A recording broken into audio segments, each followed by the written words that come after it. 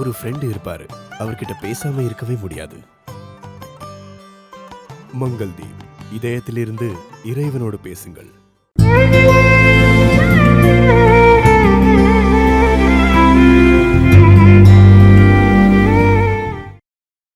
குரு channel நேயர்களுக்கு வணக்கம். இப்பெல்லாம் எல்லாருக்குமே இந்த நாள், கிழமை, நட்சத்திரம் இது பார்க்கும் பொழுது இதில் இது செய்யலாம், இதில் செய்யக்கூடாது அப்படிங்கிற நமக்கு ஒரு சில விஷயங்கள் தெரிஞ்சாலும் கூட இன்றைக்கி இருக்கக்கூடிய அந்த சமூக வலைத்தளத்தில் வரக்கூடிய நிறைய பதிவுகள் மக்களை அச்சப்படுத்துகிற மாதிரியோ அல்லது தவறான செய்திகளை பரப்புவதற்கான ஒரு பிளாட்ஃபார்ம் மாதிரியே ஆயிடுச்சு. அதுவும் குறிப்பிட்டு நம்ம சொல்லணும்னா ஜோதிடம் மற்றும் ஆன்மீகம். இதில் எல்லாருமே ஒரு பதிவுகள் போடும் பொழுது மக்கள் மனசில் என்னென்னா, தெரியாதவங்க அதை பற்றி என்னன்னே தெரியாதவங்களுக்கு, ஐயோ இவங்க இப்படி சொல்லிட்டாங்களே, இது எனக்கு ஏதாவது பாதிச்சிருமோ அப்படின்னு நமக்கு மனசுக்குள்ளே ஒரு பய உணர்வும் நம்மளை அறியாமல் வரும். அப்படிப்பட்ட ஒரு சில விஷயங்களில் இந்த சந்திராஷ்டமம் ரொம்ப முக்கியமானது. ஏன்னா டெய்லி தினப்பலன் சொல்கிறவங்க, நம்ம டிவியை பார்க்கும் பொழுது ஒரு தினப்பலன் வருதுன்னா இந்த ராசிக்காரர்களுக்கு சந்திராஷ்டமம் இன்னைக்கு அப்படிங்கிறது சொல்கிறாங்க. ஸோ இந்த சந்திராஷ்டமம்னா என்ன அப்படின்னு பார்த்திங்கன்னா, 6-8 இப்போ உங்கள் ராசி மகரம்னு வச்சுக்கோங்களேன். அப்போது உங்கள் ராசி மகரம், அன்றைக்கி அன்றைக்கி சந்திரன் திருவோண நட்சத்திரத்தில் இருக்காருன்னா, திருவாதிரை நட்சத்திரக்காரர்கள் மிதுன ராசிக்கு சந்திராஷ்டமமாக வரும். அது மாறிண்டே இருக்கும். ஒரு சில சமயத்தில் சந்திரன் சிம்மத்தில் இருக்கும் பொழுது மகர ராசிக்காரர்களுக்கு சந்திராஷ்டமமாக வரும். ஸோ இது ஒரு கால்குலேஷன், இது மாறிண்டே இருக்கும். ஸோ இந்த 6-8 வரும்பொழுது, இப்போ மேஷ ராசியில் சந்திரன் இருக்காருன்னா நமக்கு கன்னி ராசிக்காரர்களுக்கு சந்திராஷ்டமமாக வரும். இப்படி அந்த சந்திராஷ்டமம் அப்படிங்கிறது தினமுமே ஒரு நட்சத்திரத்திற்கு வரும். ராசின்னு சொல்கிறத விட அந்த நட்சத்திரம், ஸோ எந்த நட்சத்திரத்தில் சந்திரன் சஞ்சாரம் பண்ணுறாரோ அந்த ராசியிலிருந்து 6-8 கணக்கில் தான் இந்த சந்திர அஷ்டமம். அஷ்டமம்னா 8. ஸோ சந்திரன் நிற்கிற ராசியிலிருந்து 8வது ராசிக்கு அன்றைக்கி சந்திராஷ்டமம். இதுதான் இந்த சந்திராஷ்டமத்தில் என்ன ஆகும் அப்படின்னு பார்த்திங்கன்னா, இது ஜென்ரலாக இதனுடைய ஃபவுண்டேஷன் என்ன அப்படின்னு கேட்டிங்கன்னா, இந்த தூரம்னு சொல்கிறோம்ல, இடைவெளி.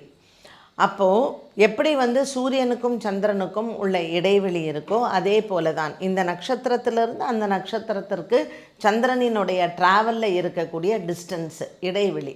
அப்போது இந்த நட்சத்திரக்காரர்களுக்கு அன்றைக்கி ஏதாவது ஒரு விதத்தில் மைண்ட் டிஸ்டர்ப் ஆகும். இப்போ நம்ம எல்லா நாட்களும் சந்தோஷமாக இருக்கிறதில்லை. நாட்களை விடுங்க. இப்போ காலையில் எந்திரிக்கிறோம், ஒரு 7 மணிக்கு நல்லா தான் எந்திரிக்கிறோம், ஒரு காஃபி சாப்பிட்றோம், ஏதாவது ஒரு ஃபோன் கால் வருது. ஸோ நம்ம இரிட்டேட் ஆகிறோம். இல்லை உங்கள் வீட்டில் உங்கள் அம்மா அந்த காஃபி கொடுக்கும் பொழுதே, இந்த காஃபியை குடிக்கும் பொழுது, என்ன இன்றைக்கி சக்கரை கூட நீ போடலையா அப்படின்னு சொல்லிட்டு நம்ம அறியாமல் ஒரு சின்ன விஷயமாக தான் இருக்கும். காஃபியில் அந்த அன்றைக்கி சக்கரை உங்கள் அம்மா போட மறந்துருக்கலாம், இல்லை அந்த காஃபியினுடைய சுவை அன்றைக்கி நமக்கு பிடிக்காமல் போகலாம். ஸோ அந்த காஃபியில் ஒரு சுகர் இல்லாததோ இல்லை அந்த காஃபியின் சுவையினாலேயோ அது பெரிய சண்டையாகி அந்த வீட்டில் ஒரு வாரத்துக்கு அந்த அமக்கலம் போகும். நீங்கள் யோசித்து பார்த்தீங்கன்னா, இந்த சண்டைக்கு நமக்கு காரணமே தெரியாது. சரி, ஒரு அல்ப விஷயம், இந்த காஃபிக்கு போய் நம்ம இப்படி சண்டை போட்டோம் அப்படின்னு நமக்கே தோணும். ஒரு காய்கறி வாங்க போகிறோம், இல்லை ஒரு ஆட்டோவில் ஏறுறோம், தேவையில்லாமல் அந்த ஆட்டோக்காரரோட வாக்குவாதங்களும் சண்டைகளும் தேவையில்லாத ஒன்று.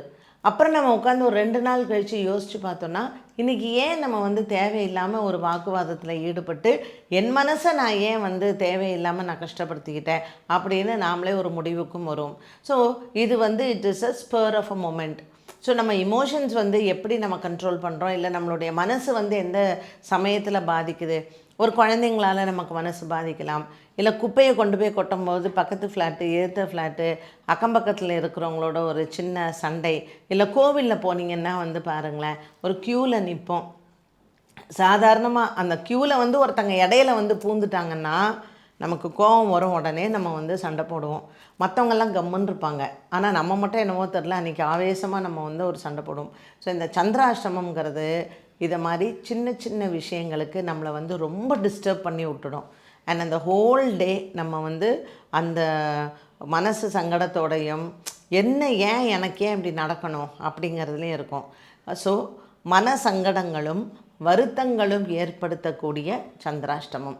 அப்போ எல்லாருக்கும் இது ஒரே மாதிரி பாதிக்குமா அப்படின்னு பார்த்தீங்கன்னா, ஒரு சிலருக்கு வந்து என்ன சொல்லுவாங்கன்னா, ஐயோ சந்திராஷ்டமம் தாங்க எனக்கு ரொம்ப லக்கை கொடுக்கும், நான் ஏதாவது ஒரு முக்கியமான வேலை பார்க்கணுன்னா சந்திராஷ்டமத்தில் போய் வேலை பண்ணுவேன் அப்படின்னு சொல்லுவாங்க. எப்படி சனீஸ்வரன் வந்து எல்லாருக்கும் ஃபேவரபுளாக இருக்க மாட்டார், ஆனால் ஒரு சிலருக்கு சனி பகவான் ரொம்ப அவங்களுக்கு வந்து ஃபேவரபுளாக இருப்பார். அவங்களுக்கு சனிக்கிழமையில் தான் எல்லா வேலையும் செய்வாங்க, அவ்வளோ லக்கியாக இருக்கும் அவங்களுக்கு சனிக்கிழமை. ஸோ சந்திராஷ்டமங்கிறது எல்லாரும் பாதிக்கப்படுவார்கள் இல்லை, எல்லாருக்கும் மனசில் அது வந்து ஒரு சங்கடத்தை கொடுக்குங்கிறதெல்லாம் இல்லை. அந்த சந்திரன் 8வது ராசியில், நம்மளுடைய ராசியிலேருந்து 8வது ராசியில் இருக்கும் பொழுது ஒரு சிலருக்கு மைண்ட் வந்து டிஸ்டர்ப் ஆகும். ஸோ சந்திரன் நீச்சம் அடைந்தாலோ அல்லது உங்கள் ஜாதகத்தில் சந்திரன் மறைவு ஸ்தானத்தில் இருந்தாலோ சந்திராசிரமம் வந்து நமக்கு அதிகமாக மனசங்கடத்தை ஏற்படுத்தும். சந்திரன் நமக்கு ஜாதகத்தில் வலு பெற்றிருந்தால், சந்திரன் நிற்கிற இடம், அவருக்கு அந்த ஸ்தான அதிபதி, அந்த ஸ்தானம் வந்து சூப்பராக அமைஞ்சிருச்சு நமக்கு ஜாதகத்தில் அப்படின்னா, சந்திராஷ்டமம் நமக்கு எந்த விதமான கெடுதலையும் செய்யாது, நமக்கு அது நன்மையைத்தான் செய்யும். அப்போது ஒருத்தருக்கு சந்திராஷ்டமம் வந்து கெடுபலனை கொடுத்தாலும் அதே சந்திராஷ்டமம் இன்னொருத்தருக்கு நல்ல வலுவான ஒரு பலனை கொடுக்குது. ஸோ இது அவங்கவுங்களுடைய ஜாதகத்தில் சந்திரன் என்ன பலத்தோடு இருக்கார் அப்படிங்கிறது தான். வளர்பிறை சந்திரன், தேய்பிறை சந்திரன், இதில் நமக்கு ஏதாவது பாதிப்புகள் வருமா? நம்ம ஒரு தேய்பிறையில் பிறந்திருக்கோம், சந்திரன் ராகுவோடு இருக்கார், சந்திரன் கேதுவோடு இருக்கார், நமக்கு சந்திராஷ்டமம் அதிகம் பாதிக்குமா அப்படின்னா கண்டிப்பாக. அன்றைக்கி ஒரு அஷ்டமியும் சேர்ந்துருச்சுன்னு வச்சுக்கோங்களேன். ஸோ அஷ்டமியில் சேர்ந்த சந்திராஷ்டமம் நம்மளை அதிகமாக நமக்கு ஒரு தாக்குதலை கொடுக்கும், அதிகமாக நமக்கு ஒரு பிரச்சனைகளையும் அன்றைக்கி கொண்டு வந்து சேர்ந்துடும். ஸோ இதிலிருந்து இப்போ நான் எப்படி தெரிஞ்சுக்கிறது அப்படின்னா, இதெல்லாம் உங்களுடைய எக்ஸ்பீரியன்ஸ் தான். ஸோ உங்களுக்கு ஒரு சந்திராஷ்டமம், ஐயோ இதை நான் இப்போ நீங்கள் போய் பாருங்கள், கேலண்டரில் உங்களுக்கு சந்திராஷ்டமம் போட்டிருக்கானா அந்த நாளில் நமக்கு எப்படியான ஒரு எக்ஸ்பீரியன்ஸ்லாம் இருந்தது அப்படிங்கிறத நீங்கள் பார்த்துக்கலாம். ஸோ இந்த சந்திராஷ்டமத்தில் வந்து பொதுவாக வந்து திருமணங்கள் செய்ய மாட்டாங்க. ஏன்னா கல்யாணங்கிறது மகிழ்ச்சியாக செய்யக்கூடிய ஒன்று, அதுவும் பெண்ணுக்கு குறிப்பாக சந்திரன் வந்து ஜாதகத்தில் சரியில்லை, அதுவும் அதில் சந்திராஷ்டமத்தில் கல்யாணம் வச்சாங்கன்னா அது வந்து கொஞ்சம் அவங்களுக்கு மேரிட் லைஃப் டிஸ்டர்ப்டாக தான் இருக்கும். ஸோ நீங்கள் வந்து திருமணத்திற்கு நாள் பார்க்கும் பொழுது பெண்ணினுடைய நட்சத்திரத்திற்கு குறிப்பாக சந்திராஷ்டமம் பார்க்க வேண்டும். இப்போ அடுத்தது நீங்கள் கேட்கலாம், ஆண்களுக்கு பார்க்க வேண்டாமா அப்படின்னு. ஆண்களுக்கு எப்பொழுதுமே பெருசாக ஒரு நட்சத்திர தோஷம் என்பது வராது. இந்த நட்சத்திர தோஷம், தாரை தோஷம் அப்படிங்கிறது பெண்களைத்தான் அதிகமாக பாதிக்கும். அதனால் ஒரு சந்திராஷ்டம தினத்தில் ஒரு பெண்ணிற்கு திருமணம் செய்யாமல் இருப்பது நல்லது. ஒரு கிரகப்பிரவேசம் பண்ணுறீங்க, அதில் நம்ம சந்திராஷ்டமம் இல்லாமல் பார்த்து கொள்ள வேண்டும். இப்படி நம்ம எந்த ஒரு சுப காரியத்தை செய்தாலும் அது சந்திராஷ்டமம் இல்லாமல் பார்த்து கொண்டால் நமக்கு மனசில் வந்து வேதனைகள் இல்லை குடும்பத்தில் சண்டைகள் இது எல்லாம் வந்து தவிர்க்கலாம். சரி, எனக்கு மாதம் வரக்கூடிய சந்திராஷ்டமம், இதில் நான் வந்து என்ன மாதிரியான பரிகாரங்கள் எல்லாம் செய்யலாம் அப்படின்னா, சந்திரன் வந்து நீர் கிரகம் இல்லையா? ஸோ அது வந்து தண்ணின்னு சொல்கிறது ஒரு நீர் கிரகம். அதற்கு அந்த பன்னீர், இளநீர் இந்த மாதிரி திரவியங்களை ஆலயங்களுக்கு அபிஷேகமாக நீங்கள் கொடுக்கலாம். இப்போ உங்கள் வீட்டு பக்கத்தில் ஒரு பிள்ளையார் கோயில் இருக்குது, அங்கே டெய்லி அபிஷேகம் பண்ணுறாங்கன்னா நீங்கள் இளநீர், பன்னீர், பால், தயிர், சந்தனம் இது எல்லாமே சந்திராஷ்டமத்திற்கு நீங்கள் அபிஷேகத்திற்கு தாராளமாக கொடுக்கலாம். எனக்கு வயசாகிடுச்சு, என்னால் போக முடியல, ஸோ உங்கள் வீட்டு வாசலில் பசுமாடு வருதா, ஒரு பிடி நெல் இல்லைன்னா ஒரு பிடி பச்சரிசி, வெல்லம், இது ரெண்டுமே வந்து நீங்கள் அந்த பசுமாட்டிற்கு உணவுக்கு தானமாக கொடுக்கலாம். முடிந்தவர்கள் சிவன் ஆலயம் சென்று அன்றைக்கி வில்வார்ச்சனை பண்ணலாம்.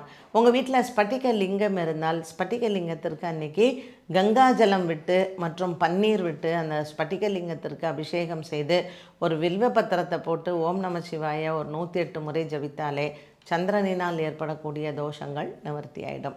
சிவபெருமான் என்ன அப்படின்னு பார்த்திங்கன்னா, 3ஆம் பிறையை அவர் வந்து தலையிலேயே சூடி கொண்டிருக்கிறார். அதனால் சிவனுக்கு சந்திராஷ்டமத்தில் அபிஷேகம் பண்ணுறதோ, சிவன் ஆலயத்திற்கு போயிட்டு நீங்கள் வந்து வில்வத்தினால் அர்ச்சனை பண்ணுறதோ உங்களுக்கு நிறைந்த பலனை கொடுக்கும். ஸோ ஒரு சந்திராஷ்டமம் வந்து ரொம்ப நமக்கு பயப்பட வேண்டிய ஒரு விஷயமானா கிடையவே கிடையாது. இது நம்ம டெய்லி நம்ம வாழ்க்கையில் நிகழக்கூடிய ஒன்று தான். ஸோ நம்ம மனசை சஞ்சலப்படுத்தாமல் இல்லை சஞ்சலப்படுத்துவதற்கான சிச்சுவேஷனை நாமளே உருவாக்காமல் எப்படி நம்மளை பாதுகாத்துக்கலாம் அப்படிங்கிறது தான் ஒரு சின்ன சின்ன பரிகாரங்கள் வந்து சொல்லப்பட்டிருக்கிறது.